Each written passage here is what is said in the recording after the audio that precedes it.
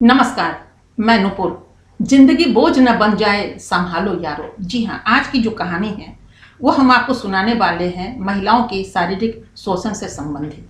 जी हाँ, कहते हैं कि जबरदस्ती, जोर और जबरदस्ती या स्वीकृति से ही किसी को ब्लैकमेल किया जाए और उस पर प्रहार किया जाए तो आत्मा तो रोती ही रोती है। नेचुरली है कि जब आत्मा रोएगा तो आवाज वहां तक पहुंचेगी, और वहां की लाठी यानी मार में कोई आवाज ही नहीं होता। लोग समझ नहीं पाते और सोच लेते हैं चलो उस चीज़ों को हम अंजाम दे देते हैं। चलिए हम बात कर ले गोरखपुर की। जी हाँ, उत्तर प्रदेश के गोरखपुर शहर की, लेकिन गांव का नाम हम आपको नहीं बताएंगे और न ही उन शोषणकर्ता का नाम हम भी बताएंगे, क्योंकि ये बताने के लिए अभी हम बाध्य हैं। जी हाँ, कभी मौका आएगा तो हमको भी आपको बता देंगे। फिलहाल हम आपको ये बता दें कि गांव में एक लड़की की शादी होती है। जी हाँ, उस लड़की की उम्र लगभग में 23-24, यानी शादी का जो उम्र होता है गांव में तो कम उम्र में ही शादी हो जाती है, तो लगभग उसकी उम्र समझ लीजिए 20 से 22 के बीच रही होगी। शादी होती है, लड़के बहुत अच्छे हैं, दोनों की काफ़ी जमती भी है,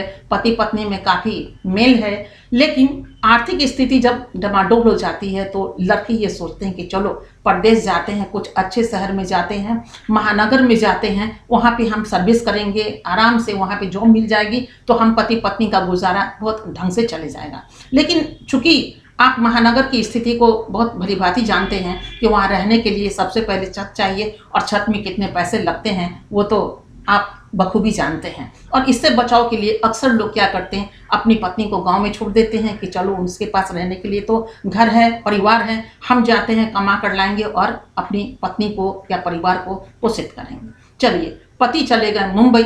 मुंबई में वो अपना काम करने लगे। जब जब उनको छुट्टी मिलती वो अपने गांव आते, पत्नी से मिलते। लेकिन हुआ क्या कि जिंदगी बहुत अच्छे ढंग से आगे बढ़ रही थी, लेकिन अचानक पति की तबीयत बिगड़ जाती है और वो गांव में चला आता है। गांव में जब वो आते हैं तो और भी स्थिति खराब होती है और उनकी मौत हो जाती है। अब जब मौत होने के बाद लगभग 2.5-3 साल ही दोनों की जिंदगी बहुत अच्छे ढंग से गुजरी, और उसके बाद जब पति की मृत्यु हो जाती है उसके बाद पत्नी बिल्कुल असहाय हो जाती है। क्योंकि सबसे जो पढ़ी लिखी लड़कियां हो या कुछ कामकाजी हो उनके लिए तो कहा जाता है कि चलिए धन कमाने का एक आपके पास रास्ता है, धन है तो पति अगर नहीं भी है कमा के देने वाला या कोई नहीं भी है तो चलिए धन के बल पर महिलाएं आगे बढ़ जाती हैं। लेकिन जहां धन नहीं हो और जन भी नहीं हो तो महिला करे तो करे क्या। वो अपने मायके में दस्तक देती है। मायके वाले सोचते हैं महिला विडो हो चुकी है, और भाई कितना पूछता है, कौन कौन पूछता है, ये तो आप भी बखूबी जानते हैं।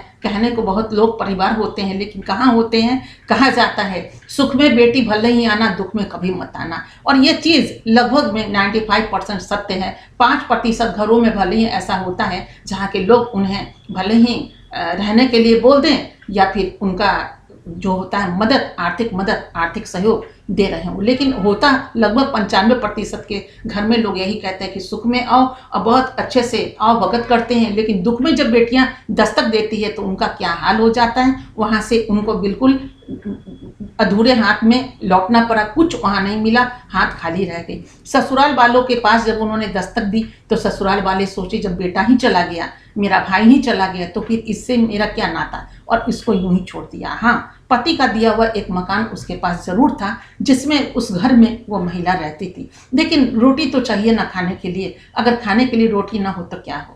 तो आसपास के कुछ लोग, सभी लोग ऐसे नहीं होते, कुछ ऐसे भी होते हैं जो सलाह और सहयोग भी करते हैं। तो सलाह देने वाले लोगों की भी कमी नहीं होती, चूंकि उसमें पैसे होते नहीं हैं, लगते नहीं हैं, तो सोचते हैं कि बेचारी है चलो दे देते हैं। उसने बताया कि तुम विधवा हो चुकी हो, तुम्हारी उम्र भी कम है, तो सरकार तो दे देती है, विधवा पेंशन दे रही है, विधवा पेंशन ले लो। उसका मनरेगा जो योजना चलता है उसमें भी तुम अपना नाम डाल सकती हो, जिससे तुमको उधर से पैसे भी मिल जाएंगे तो काम भी मिल जाएगा। तो इस तरह तुम्हारी आर्थिक तंगी दूर हो जाएगी। और अभी सरकार की जो योजना है 5 केजी अनाज, यानी कि राशन कार्ड अगर आपके पास हो तो 5 केजी अनाज भी तो सरकार दे रही है। तो ऐसे में एक महिला के लिए खाने के लिए तो बहुत कुछ हो जाएगा। 5 केजी अनाज भी मिल जाएगा, विधवा पेंशन भी मिल जाएगा, और मनरेगा में उसको काम भी मिल जाएगा। ये चीज़ जब उसको समझ में आता है तो लगता है वाह, चलो जिंदगी बहुत अच्छे ढंग से हमारा धीरे धीरे सुदृढ़ हो जाएगा। और वो चली जाती है गाँव के प्रधान के पास। गांव के प्रधान के पास जाकर के दस्तक देती है और कहती है हमारा राशन कार्ड बनवा दीजिए। और चूंकि जितने मेंबर्स होते हैं उसका तो राशन कार्ड बनता ही बनता है, लेकिन ये किसका नाम दे, ये तो अकेले है, पति तो मर चुका है। प्रधान को समझते देर नहीं लगी। लड़की की उम्र मुश्किल से 26-27 वर्ष थी, बहुत खूबसूरत थी देखने में।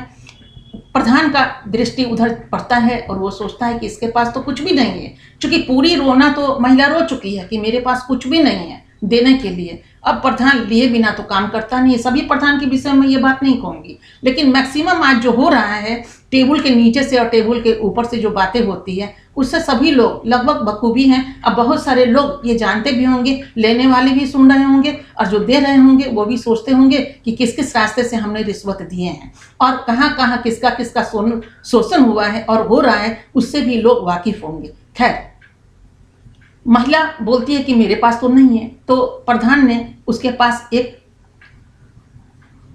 व्यवस्था रखी कि चलो तुम कम उम्र की हो, तुम्हारे पास कुछ है नहीं, ऐसा क्यों नहीं करे कि तुमको 1-2 नाइट हमारे साथ रहना होगा। चलिए, ये बात कहने की चीज नहीं है, आप समझ रहे होंगे कि नाइट का मतलब क्या होता है, रात गुजारने का मतलब क्या होता है। शारीरिक शोषण पे ये बात आकर के रुक जाती है। महिला सोचती है कि अब क्या करे और ना करे, रास्ता तो यही है और इसी रास्ते से होकर के हमें गुजरना पड़ेगा। जाने दीजिए, एक रास्ते में अगर 1 नाइट 2 नाइट अगर दे करके मेरा काम हो जाता है तो चलिए हम काम कर लेते हैं। चलिए, महिला ने स्वीकृति दे दी और लाभ उठा लिया प्रधान ने जब लाभ उठा लिया उसके बाद फिर महिला पूछी कि अब हमारा राशन कार्ड या जो भी व्यवस्था थी, पेंशन सुविधा या मनरेगा में नाम, वो कैसे होगा। क्योंकि वो तो पढ़ी लिखी उतनी थी नहीं, वो जानती नहीं थी, समझ नहीं थी कि कैसे कैसे किस रास्ते से वो आगे बढ़े। उसके बाद वो बोलते हैं कि काम होगा ना, और उसके बाद उसने क्या किया कि सचिव के पास आगे भेज दिया। कागज जब उनके पास गया तो वो कागज लेकर के, और इसका सिग्नेचर, प्रधान का सिग्नेचर, मोहर सब कुछ था, उसको लेकर के आगे वाले टेबल पे वो बढ़ती है। आगे वाले टेबल भी टोटल चीज इनसे पूछते हैं, पूछने के बाद समझ जाते हैं लड़की खूबसूरत है, चलिए कोई बात नहीं, इसका काम कर देते हैं। वहां भी काम इनका होता है, लेकिन फिर 1-2 नाइट शारीरिक शोषण। महिला सोचती चलो प्रधान को 2 दिन दिया ही, चलो इनको भी देने में क्या हर्ज है, कम से कम काम तो हो जाएगा। इस प्रकार क्या होता है कि डिपार्टमेंट में एक के बाद 13 लोग के साथ इनका शारीरिक शोषण होता है। 13 लोगों ने इस महिला का शारीरिक शोषण किया। आह तो उठा होगा, दर्द तो हुआ होगा, लेकिन करे तो करे क्या, ये तो रजामंदी थी। यहाँ कोई शोषण नहीं था, जोर जबरदस्ती नहीं था, कमरे में बंद करके अस्मिता लूटने की बात नहीं थी। यहाँ तो बात था गिव एंड टेक, हम आपको देंगे, आप हमें दीजिए, हम कुछ दे रहे हैं तो कुछ इसके बदले हम लेंगे। लेकिन महिलाएं भले ही किसी परिस्थिति में अगर शारीरिक शोषण के लिए स्वीकृति दे भी दे तो आह तो निकल ही जाता है, वो दर्द तो निकल ही जाता है। जो डायरेक्ट कहा जाता है आत्मा में ही परमात्मा का निवास होता है, तो वो जो आह निकलता है वो वहां तक उसकी आवाज पहुंच जाती है। और उस डंडे में जो है इतना असर है कि आवाज भी नहीं होता, असर भी छोड़ जाता है। यही हुआ डिपार्टमेंट टू डिपार्टमेंट। महिला का काम हो गया, कागज अब महिला के हाथ में था कि चलिए इनका कागज तो पूरा हुआ और अब मनरेगा में ये काम भी करने लायक हो जाएगी, पेंशन भी इसे मिल जाएगा और उसके बाद जो 5 kg राशन है वो भी मिल जाएगा। तो चलिए ढंग से इसकी जीवन चलेगी। और इतने में महिला की तबीयत बिगड़ जाती है। जब महिला की तबीयत बिगड़ जाती है तो ये प्रधान के पास फिर जाती है और कहती है कि हम चाहते हैं कि पैसे तो है नहीं, आप अगर पैरवी कर देंगे तो हमारा इलाज हो जाएगा। वो सोचती है कि चलो 1-2 दिन और देना पड़ेगा, लेकिन इलाज तो हो जाएगा। प्रधान इस बार एक डॉक्टर का नाम बता देते हैं, चूँकि जान पहचान वाले जो भी झोला छाप डॉक्टर होते हैं, गांव में उस तरह के डॉक्टर तो मिलते भी नहीं हैं। झोला छाप डॉक्टर के पास प्रधान भेज देते हैं, एक कॉल काफ़ी है। उसके बाद उसका जो इलाज होता है तो वो ठीक नहीं होती है। कुछ दिन बीतने के बाद 2-3 महीना बीत जाता है, फिर वो जाती है प्रधान के पास और कहती है कि मेरी तबीयत बिल्कुल ठीक नहीं हो रही है, हालत बहुत ख़राब है, कहीं अच्छे जगह अगर हम दिखलवा लेते तो अच्छा होता। पैसे उसके पास तो थे ही नहीं। तो प्रधान इस बार क्या करते हैं कि फिर किसी उससे बेहतर डॉक्टर के पास भेजते हैं। वो डॉक्टर भी इनका इलाज करता है, फिर भी ये ठीक नहीं होती है। इसकी तबीयत दिन व दिन गिरती चली जाती है। उसके बाद वो जो डॉक्टर है, दूसरा डॉक्टर, वो इनको सलाह देता है और कहता है एक काम करो, आप ब्लड टेस्ट करा लो, देखते हैं ब्लड में तो कोई खराबी नहीं है, या फिर बहुत सारे टेस्ट ऐसे होते हैं जिससे पता चलेगा कि आप आखिर स्वस्थ कैसे नहीं हो रही हैं। दवा मिल रहा है, सब कुछ मिल रहा है, एहतियात कर रही हैं, लेकिन फिर आखिर ऐसी क्या बीमारी है जो आपको छूट नहीं रहा है, कमजोरी हो रहा है, फीवर हो रहा है, आखिर क्या है। तो ये चली जाती है गोरखपुर के हॉस्पिटल में, वहाँ पे ब्लड टेस्ट इनका होता है। बहुत सारे आप देखेंगे सरकारी जो अस्पताल होते हैं वहाँ ब्लड टेस्ट होगा, फ्री ऑफ कॉस्ट भी हो जाता है। तो इसका इस तरह आने जाने का भाड़ा लगा जो थोड़ा बहुत गांव से ले चुकी थी।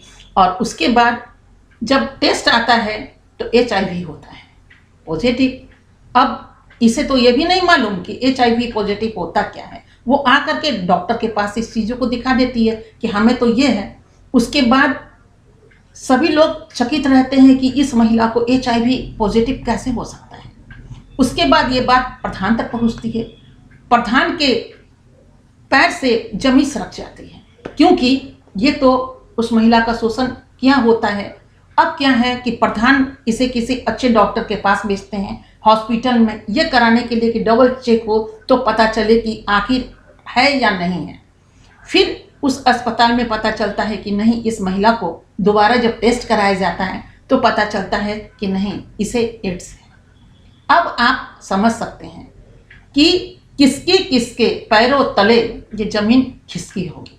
अब प्रधान से लेकर के ऊपर से लेकर उसके ऊपर, और इस तरह जो 13 लोगों ने शोषण किया था इस महिला का, शारीरिक शोषण, ये सबकी जो है धरती फिसलती हुई इसे जान पड़ती है। आखिर ये क्या करे और ना करे, अखबा का करे। ये लोग क्या करते हैं, ये लोग भी अपना अपना चेक कराना शुरू कर देते हैं, अपने अपने ब्लड का, कि हमें तो नहीं पता, हमें तो नहीं पता। और इस तरह 13 के 13 लोगों को HIV पॉजिटिव पाया गया।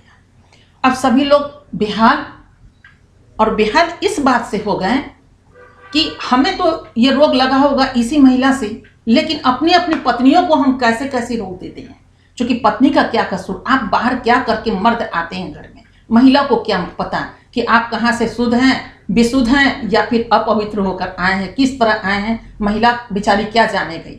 और ये लोग बेचैन हो उठे कि मेरी पत्नी को अगर HIV पॉजिटिव हो तो क्या होगा। आने वाले बच्चे, चूंकि किसी की कम उम्र, किसी की ज़्यादा उम्र, सबके सब लपेटे में आ गए। उसके बाद जब ये चीज़ का नज़ारा देखिए कि आज बहुत सारे लोग जो हैं वो चले जाते हैं दिल्ली में, पंजाब में, मुंबई, कहीं कहीं, इतना तक कि विदेशों में भी बहुत सारे लोग चले जाते हैं कमाने के लिए। वहाँ बहुत 2 साल, 3 साल, 5 साल, 10 साल बाहर रहते हैं। पत्नी गांव में रहती हैं, 5 साल के बाद आते हैं, कोई 3 साल के बाद आते हैं। क्या लेकर बाहर से आ रहे हैं पत्नी को क्या मालूम। और सभी लोग टेस्ट भी नहीं कराते हैं कि उनके पास क्या है और नहीं है। और वहाँ मजे करने के लिए बहुत सारी चीज़ें उन्हें मिल जाती है, बहुत सारे क्लब मिल जाते हैं, बहुत सारी लड़कियां मिल जाती हैं, धंधे वाली कहिए या जो भी कहिए, बिजनेस तो बिजनेस है। कहीं लड़के भी इस तरह के धंधे करते हैं, लड़कियां भी धंधा करती हैं। तो इस तरह की लपेटे में बहुत सारे लोग आ जाते हैं। कुछ खुलकर सामने आ जाता है, कुछ लोग वहीं पे बंद हो जाता है उनकी कहानी। खैर, ये कहानी तो उछाल मारा ये 13 लोगों के बीच कि अब क्या होगा। लेकिन इनकी जो पारिवारिक जांच हुई है वो भी घटना हम अभी आपको नहीं बताएंगे, वो भी सूची है, कभी मौका मिलेगा तो ज़रूर इस चीज़ों को, लेकिन कहना भी उचित नहीं है। कहने से मतलब क्या है, मतलब क्या निकलता है, किसी का नाम लेकर के या किसी को बदनाम करके ना हमें कुछ मिलेगा और ना देश को कुछ मिलेगा। लेकिन ये कहानी आपको बहुत कुछ दे देगी। उनको जो सुन रहे हैं, जो इस घटना को देखा होगा, या फिर बहुत सारे लोग हैं जो इधर बढ़ते हुए कदम को रोक पाएंगे। सोचिए जरा कि एक महिला का आपने शोषण तो कर दिया, 200-400, 500 या 2000 या 5000 या 10,000 रुपए लेकर के जो काम आप करते, लेकिन उचित तो ये भी नहीं था कि पैसे लेकर आप काम करते। आपको सरकार ने या व्यवस्था ने उस टेबल को दिया है काम करने के लिए, जहां आपको तनख्वाह या नाम गाम शोहरतें तो मिलती ही मिलती हैं। लेकिन ये क्या हुआ कि कोई भी अगर आपके पास काम करने आते हैं, सारे पदाधिकारी अधिकारी नहीं, और सारे जो ग्राम प्रधान हैं या सरपंच हैं या जो भी गांव में होते हैं, जो चुनाव के द्वारा चुन करके आगे आते हैं, तो उनको नहीं कहा जा रहा है। लेकिन अगर देखा जाए तो क्या उचित नहीं है कि आपको फ्री ऑफ कॉस्ट काम करना पड़े, या करना चाहिए, लेकिन आप नहीं करते हैं और देखते हैं कि एक महिला मजबूर है। तो चलिए इस मजबूरी का फ़ायदा हम उठा लेते हैं, और फ़ायदा उठाने के बाद जो अंजाम है वो सामने टेबल पर देखने को मिला। अब क्या है कि आपने बेकसूर अपनी अपनी पत्नियों को भी ये रोग आराम से दे दिया, होगा और आने वाले बच्चे के पास भी ये चीज़ बखूबी पहुंच गया होगा। अब क्या आलम हुई आपकी ज़िंदगी का, आप इस दौर से गुजर रहे हैं कि प्रतिदिन आपको ये दवा नहीं खाएंगे तो आप दिन ब दिन आपकी शारीरिक अवस्था जो है, शारीरिक व्यवस्था वो लूज पड़ती चली जाएगी और उसके बाद आप खड़े होने के लायक नहीं हो जाएंगे। इस बारे में आप पता कीजिएगा कि एड्स जिसे हो जाता है, HIV से जो ग्रसित हो जाते हैं, वो किस किस प्रक्रिया से उनको जूझना पड़ता है और थोड़ी सी सुख, थोड़ी सी शोषण आपको कहाँ ला करके खड़ा कर देता है। इस चीज़ों पर जरूर गौर कीजिएगा। महिलाएं तो दौड़ती है 5 kg अनाज के लिए कि चलिए हमें उस रास्ते में मिल जाएगा, आपसे मिल जाएगा, लेकिन आप किस तरह का शोषण में उसे संलिप्त कर देते हैं। ये मार एक भगवान का दिया हुआ ये चोट कहेंगे, क्योंकि उनके पास देर होता है, अंधेर कदापि नहीं होता है। वो सुनते हैं कि जब आपको मैंने दिया था, आप खुद सोच करके देखिए कि आप अगर नौकरी के लिए जाते हैं, दर दर ठोकरे खाते हैं, अगर कोई आपको उस अनुसार हेल्प नहीं करता तो कैसा गुजरता है आपके दिल पे, और सोचते हैं एक टेबल मिल जाता, जॉब मिल जाता तो अपनी पत्नी, बच्चे, परिवार का पोषण हम कर पाते, पोषित कर पाते, लेकिन ऐसा नहीं होता। जब आपके हाथ खाली रह जाते हैं तो आपका दिल कितना बेकल और बेताब हो जाता है। उसी तरह तो महिलाओं का भी बेकल और बेताब होता है। तो इस तरह के महिला शोषण से बचिए, उनके शारीरिक शोषण पे, उनके उस पे नजर मत डालिए। आपको जो करना है वो कीजिए, और जितना ईश्वर ने आपको ताकत दी है कलम में, उससे तो जरूर किसी का हेल्प करना चाहिए। अभी तो हम आपको इतना ही कहेंगे, लेकिन कहना तो बहुत कुछ है आपके लिए, खासकर हमारे जो देश के भाई हैं, जो बहन हैं, उनके लिए कहना है कि आपको भी सचेत रहना पड़ेगा और ये सोचना पड़ेगा कि हमारे पास जो रोग है वो रोग हम दूसरे को तो नहीं दे रहे हैं। एक्चुअली अब चलते चलते एक बात आपको बता देते हैं कि वो जो पति थे उनको एड्स था, किस कारण उनकी मौत हुई ये कोई नहीं जानता, लेकिन मुंबई में जब वो काम करते थे तो उनको बाद में पता चला कि कुछ लोगों से उनके संबंध थे, और जब संबंध थे तो ये बीमार रहने पड़े, इनको HIV था, और इस तरह उनकी शारीरिक जो थी वो क्षमता वो दिन पर दिन कमजोर होती चली गई। वो घर आ गए और उनकी मौत हो गई। तो वो पत्नी के साथ तो रहे ना, पत्नी के साथ रहे तो उन्होंने ये जो कीटाणु जो है, वायरस जो है, वो अपनी पत्नी को दिया और पत्नी ने 13 लोगों में बांट दिए। बांटे क्या, जबरदस्ती इनसे लिया गया, तो 13 लोगों ने इनसे HIV ले लिया वायरस, और अपने अपने शरीर में तो डाला ही डाला, अपने शरीर के द्वारा अपनी पत्नियों में डाला। अब पता नहीं कितने बच्चों के पास होगा। तो इस तरह की चीजों से बचना चाहिए। सदैव खुद को बचा कर रखिए। ये वायरस जो है वो जिंदगी भर के लिए एक ऐसा जख्म देता है जो आपको बिल्कुल तड़पा देगा। इससे बचना चाहिए हर एक इंसान को।